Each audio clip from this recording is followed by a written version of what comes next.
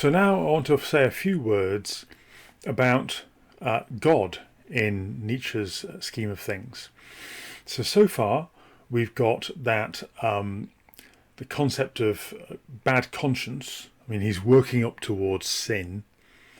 The concept of bad conscience has proof of power. In other words, it appeals to the will to power. Why? Because if you're scratching yourself, if you are inwardly hurting yourself, well, at least you're doing it, which is better than being under the lash of the nobles as an actual physical slave.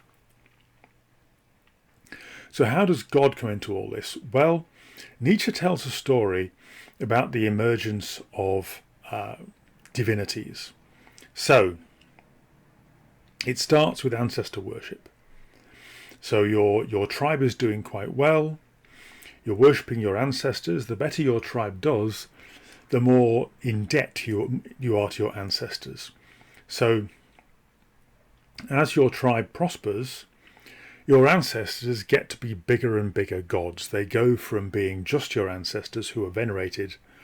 They actually become deities. And eventually you get something like Judaism or Islam, where there's just one big deity who's responsible for everything, and we owe that one God absolutely everything.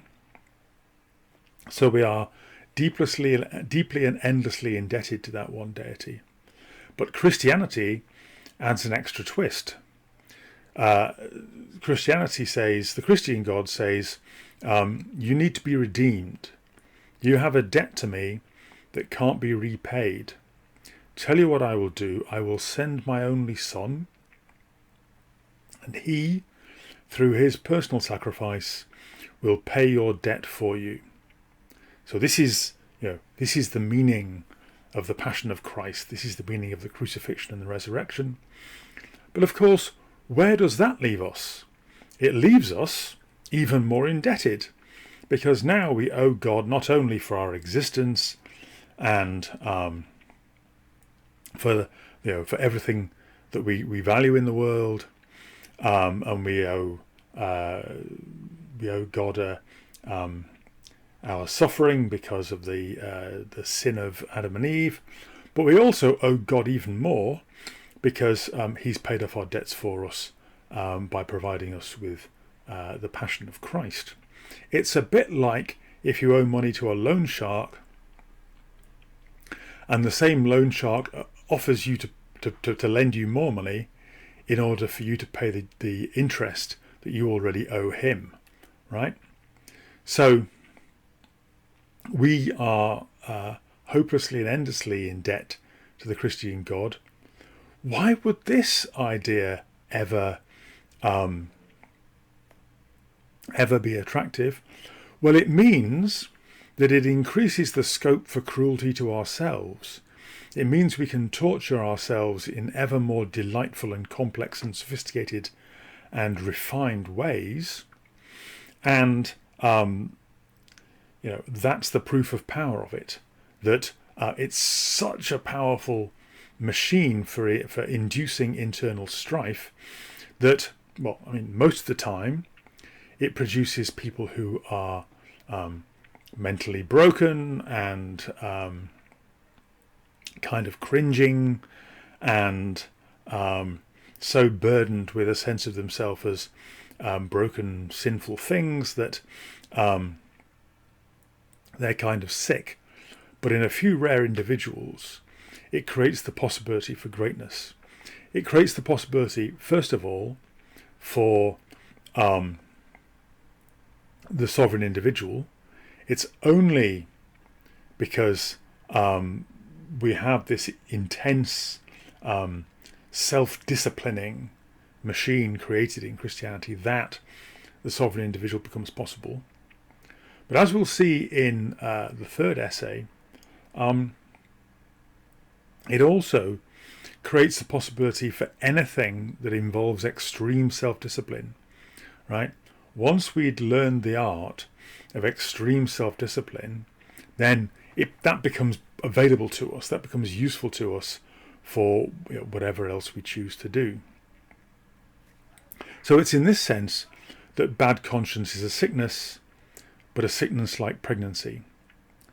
One other thing about the sickness metaphor, so you need to understand that Nietzsche thinks of bad conscience as pervasive. So it's not just that you feel guilty for particular things you may have done. It's more like having a cold, right? It's just you're just weaker. You're just kind of spiritually fluey. You're less confident. You're burdened by feelings of unworthiness, right? Consequently, you're less likely to go off and conquer new worlds and so on. So bad conscience, this kind of Christian spiritual condition, it's like having kind of rumbling flu or a sort of ongoing cold. It generally weakens you, or like pregnancy, right? But in the end, it's productive. And at the very end of the second essay, Genealogy, Nietzsche comes over all prophetic and starts rhapsodizing about the man of redemption. Now, this is a character who seems to be posited in the future. He will come, he surely will come, right? So at this point, what Nietzsche is hoping seems to be that at the end of this long and painful process of self-discipline and rising levels of neurosis and inner strife, eventually we will somehow retain the art of self-discipline that we've learned through the Christian period, right? By going through this interiorization of the instinct of cruelty, but somehow we'll come out the other end, and we'll retain the habit of self-discipline and the dignity, the aristocratic dignity of the sovereign individual, but somehow we'll also recover some of the cheerfulness and freedom and mental good health of the pagan Greeks, that somehow will recover some of the swagger and confidence of the masters that we saw at the beginning. That's his hope. That's what he thinks in hopeful moments. But of course, he's also worried about the last man. So two final thoughts about this. One is whether this is fair to Christianity. One thing you'll notice is that love doesn't really figure. That God, as appears in Nietzsche, is really the vengeful God of the Old Testament, right? So it's not the God of Judaism as understood by Jews. What we meet in Nietzsche, really, I think, is the God of the Old Testament as understood by Christianity. That's to say that the God we meet in Nietzsche is the vengeful, capricious God of the Old Testament, whose dispensation Jesus has come to replace, right? So because love doesn't really figure in Nietzsche's story about what Christianity is really all about, Christians can wonder, whether he's really getting them right. The second thought is, isn't this all a bit Eurocentric? So, and he's a 19th century cultural critic. The answer is going to be yes. But more specifically, ascetic religion grew up elsewhere in the world, right? There's ascetic religion in Asia, in South Asia. You've got Buddhism, for example. Nietzsche knew about Buddhism through his reading of Schopenhauer. But if you look further east, you go into China, there are forms of ascetic practice all the way out to Japan. There's very deep traditions of ascetic practice. there too. So Nietzsche's got a choice. He can either say, well, there must have been some similar story in the foundation of Buddhism or ascetic practices elsewhere in the world. There must have been some similar story about masters and slaves and a ressentiment and so on.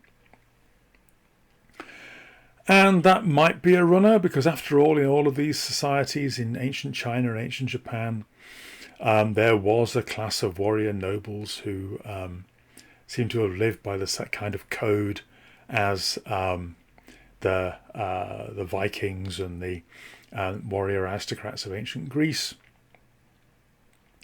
Or he can say that, or he can be unapologetically Eurocentric and say, no, all that really matters is what's happening in Europe, and this is my story about that.